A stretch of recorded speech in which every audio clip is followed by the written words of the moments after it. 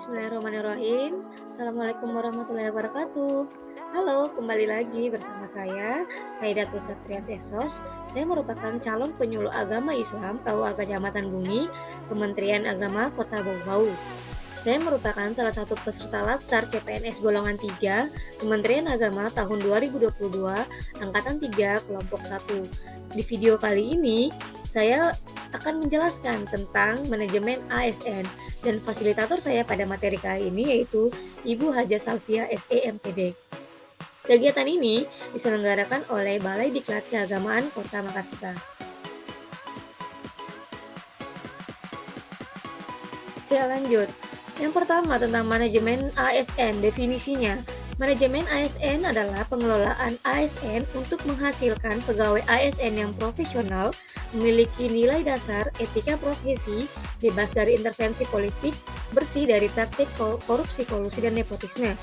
Manajemen ASN sendiri lebih menekankan kepada pengaturan profesi pegawai sehingga diharapkan agar selalu tersedia sumber daya aparatur sipil negara yang unggul selaras dengan perkembangan zaman.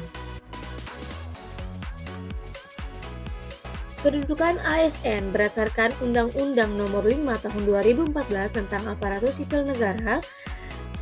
Yang pertama, PNS merupakan warga negara Indonesia yang memenuhi syarat tertentu diangkat sebagai pegawai ASN secara tetap oleh pejabat pembina kepegawaian untuk menduduki jabatan pemerintahan, memiliki nomor induk pegawai secara nasional.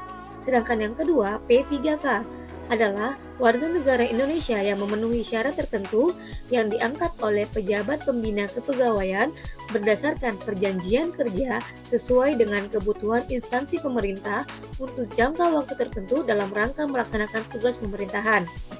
Jadi, kedudukan ASN sendiri ada dua ya.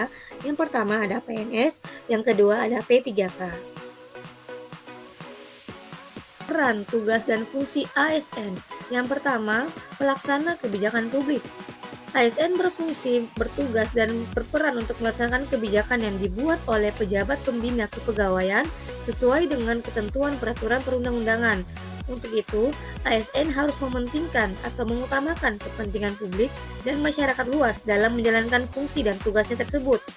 Harus mengutamakan pelayanan yang berorientasi kepada kepentingan publik. Yang kedua, ASN berfungsi, bertugas, dan berperan untuk memberikan pelayanan publik yang profesional dan berkualitas.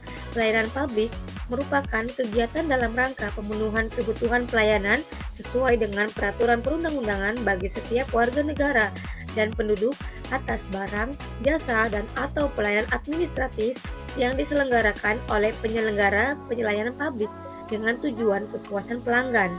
Oleh karena itu, ASN dituntut untuk profesional dalam memberikan pelayanan kepada masyarakat. Dan yang ketiga, ASN berfungsi, bertugas, dan berperan untuk mempererat persatuan dan kesatuan negara kesatuan Republik Indonesia. ASN senantiasa dan taat sepenuhnya kepada Pancasila, Undang-Undang 1945, negara dan pemerintah. ASN senantiasa menjunjung tinggi martabat ASN serta senantiasa mengutamakan kepentingan negara daripada kepentingan diri sendiri, seorang ataupun golongan. Dalam Undang-Undang ASN disebutkan bahwa dalam penyelenggaraan dan kebijakan manajemen ASN, salah satu diantaranya asas persatuan dan kesatuan. ASN harus senantiasa mengutamakan dan mementingkan persatuan dan kesatuan bangsa. Selanjutnya, hak ASN. Hak PNS dan P3K yang diatur dalam Undang-Undang ASN sebagai berikut. Terdapat perbedaan antara hak PNS dan hak P3K. Hak PNS sendiri, PNS berhak memperoleh gaji, tunjangan, dan fasilitas, cuti, jaminan pensiun dan jaminan hari tua, hak perlindungan dan hak pengembangan kompetensi. Sedangkan P3K berhak memperoleh yang pertama gaji dan tunjangan, yang kedua cuti, yang ketiga perlindungan, dan yang keempat pengembangan kompetensi. Sedangkan kewajiban ASN yang pertama, setia dan taat kepada Pancasila, Undang-Undang Dasar 1945, Negara Kesatuan Republik Indonesia, dan pemerintah yang sah. Kedua, menjaga persatuan dan kesatuan bangsa. Yang ketiga, melaksanakan kebijakan yang dirumuskan pejabat pemerintah yang berwenang. Yang keempat, menaati ketentuan peraturan perundang-undangan. Yang kelima, melaksanakan tugas kedinasan dengan penuh pengabdian, kejujuran, kesadaran, dan tanggung jawab. Yang keenam, menunjukkan integritas dan keteladanan dalam sikap, perilaku, ucapan, dan tindakan kepada setiap orang, baik di dalam maupun di luar kedinasan. Yang ketujuh, menyimpan rahasia jabatan dan hanya dapat dikemukakan rahasia jabatan sesuai dengan ketentuan peraturan perundang-undangan yang berlaku. Yang kedelapan, bersedia ditempatkan di seluruh wilayah negara kesatuan Republik Indonesia, baik di dalam maupun di luar kedinasan. Selanjutnya terdapat kode etik ASN. Yang pertama, melaksanakan tugasnya dengan jujur, bertanggung jawab dan berintegritas tinggi, melaksanakan tugasnya dengan cermat dan disiplin, melayani dengan sikap hormat, sopan dan tanpa tekanan, melaksanakan tugasnya sesuai dengan perintah atasan atau pejabat yang berwenang, sejauh tidak bertentangan dengan ketentuan peraturan perundang-undangan dan etika pemerintahan, menjaga kerahasiaan yang menyangkut kebijakan negara,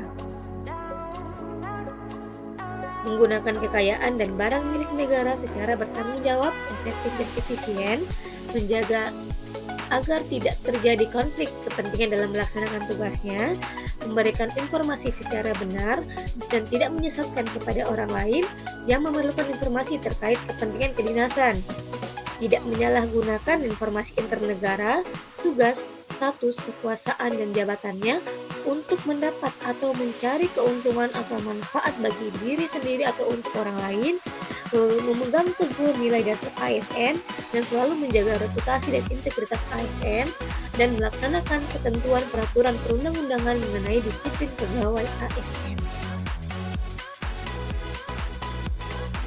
Oke, kesimpulannya di materi manajemen ASN. Manajemen ASN ini terdiri dari dua, manajemen PNS dan manajemen P3K. Manajemen PNS meliputi penyusunan dan penetapan kebutuhan, pengadaan, pangkat dan jabatan, pengembangan karir, pola karir, promosi, mutasi, penilaian kerja, penggajian dan tunjangan, penghargaan, disiplin, pemberhentian, jaminan pensiun dan jaminan hari tua dan juga perlindungan. Sedangkan manajemen P3K meliputi penetapan kebutuhan, pengadaan, penilaian kerja, penggajian dan tunjangan, pengembangan kompetensi, pemberian penghargaan, disiplin, pemutusan hubungan perjanjian kerja, dan juga perlindungan. Itulah tadi materi manajemen ASN dari saya. Terima kasih sudah menonton. Sampai jumpa di video selanjutnya.